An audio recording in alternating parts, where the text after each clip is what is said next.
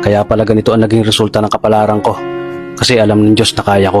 Sa edad kong to, napagod na akong magmadali. Kaya lahat ng ginagawa ko ngayon, ini-enjoy ko na lang.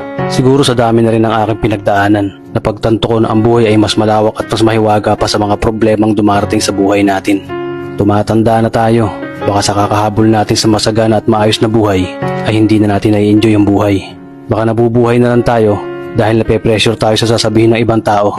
Marami na rin akong mga naging maling desisyon sa buhay, pero lahat yun nagsilbing aral sa akin at natuto ako sa mga pagkakamali ko. May mga taong sobra nating mamahalin at bibigyan ng halaga, pero ibabalik lang sa atin ay kabiguan at matinding trauma. Kaya wag nating lilingunin ng mga taong tulad nila dahil mas payapa kapag hindi ka na interesadong malaman pa kung ano pang balita sa kanila. At wag mong idepende ang sarili mo sa kahit kanino. Tandaan mo, kahit sarili mong anino, iiwan ka din nito kapag madilim na ang paligid mo.